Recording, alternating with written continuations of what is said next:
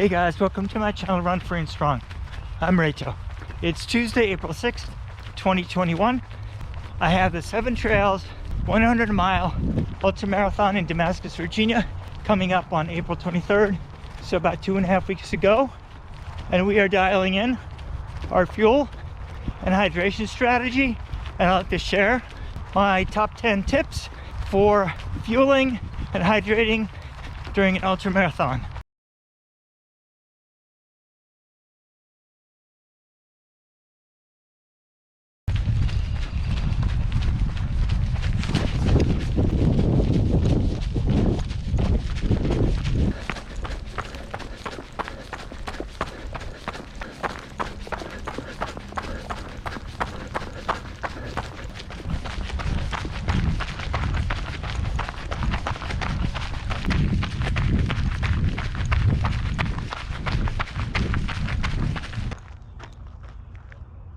Tip number 1, consider all the factors that influence fueling and hydration needs and requirements. These include the event, the runner, the weather, and other things. Event factors include things like distance and duration of the race, course and terrain. What about aid station? As well as the style of the event. Is it a self-supported event or a fully supported event? Runner factors include things like gender, experience, training and fitness, known health issues, personal preferences, and so on. Weather factors can include things like weather changes during a race. For a 100-miler, that may include very hot and humid weather during the day and very cool weather at night, as well as the weather changes from the runner's training location to the actual event location.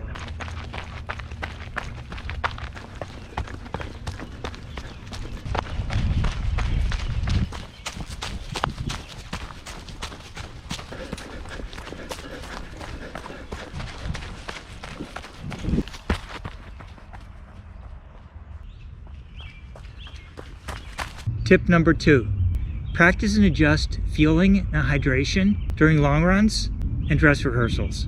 Figure out what works and what doesn't work, including type of fuel and hydration, volume and frequency, necessary gear, be that a hydration vest or a hydration belt, as well as a GPS watch, where we may set reminders to regularly fuel and hydrate. An impact on physiological systems, especially our gastrointestinal system, as well as musculoskeletal system.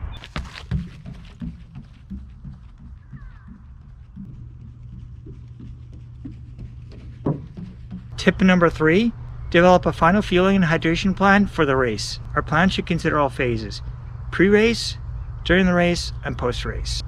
Let's ensure we stay ahead of the curve in the race, and we have a plan B in case we do have any gastrointestinal issues, cramping issues, or low energy issues.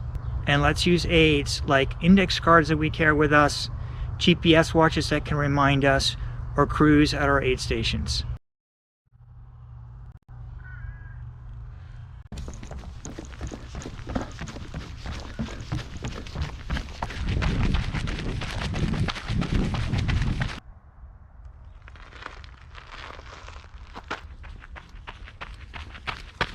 Tip number 4, fuel and hydrate before, during, and after a race. I can't emphasize it enough.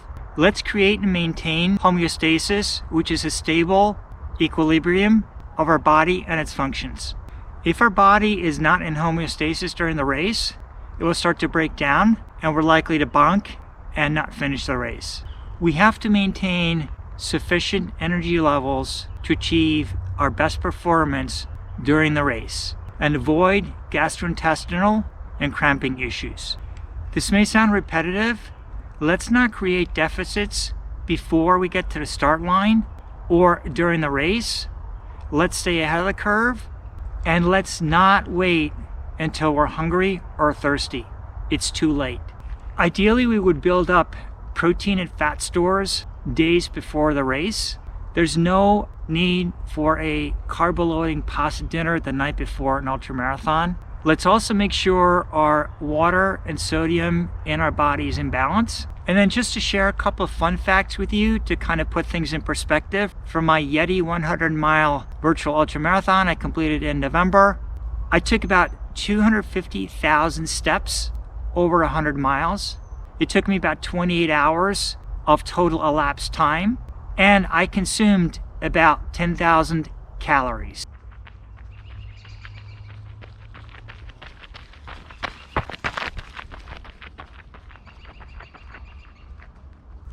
This may start to sound a little bit repetitive, but start to fuel and hydrate several days before the race and show up on race day properly fueled and hydrated. Research studies from several ultramarathons have shown that more than 50% of runners show up on the start line underfueled, dehydrated, and suffering from something called hyponatremia, which is low blood sodium levels. Tip number 6. Do not experiment on race day. No, no, no. Those cheese quesadillas and Oreos may look very tempting at the aid stations. If we haven't tried it, don't try it on race day. We have a game plan. Let's stick to our game plan.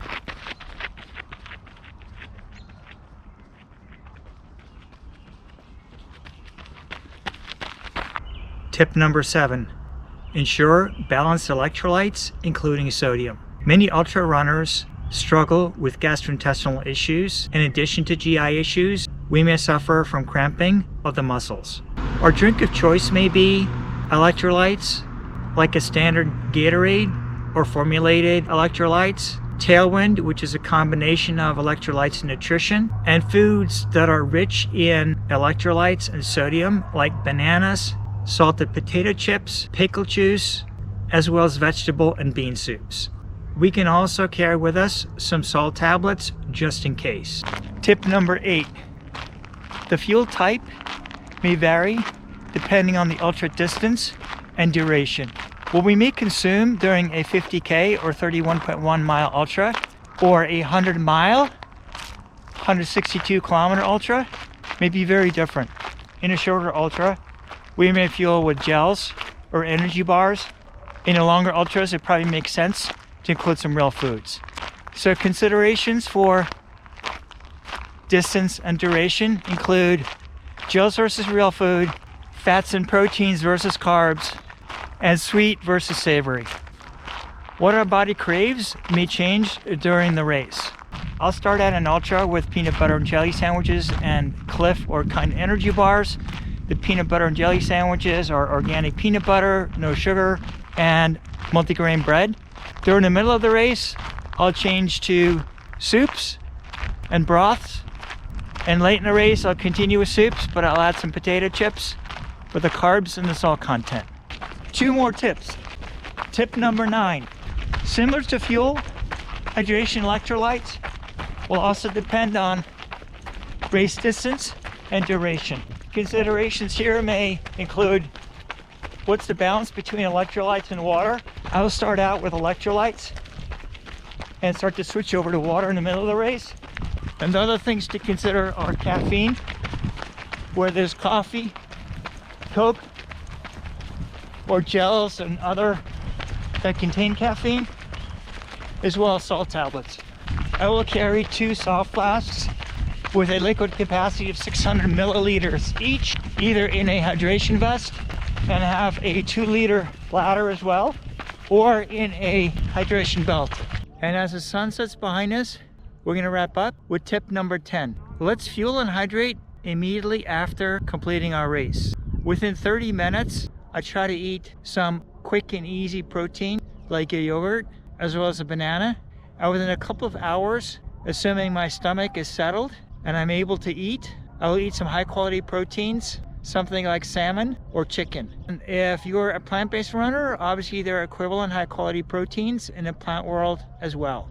I hope you guys found these 10 tips for fueling and hydrating during an ultramarathon helpful. Would appreciate if you give the video a big thumbs up, hit that like button. Any questions, leave them in the comments below. And if you're new to the channel, would really appreciate if you consider subscribing to follow my journey. My 7 Trails 100 Mile Ultra is in 2.5 weeks. So there'll be lots of great new content coming on the channel. Thanks for watching and see you in the next one.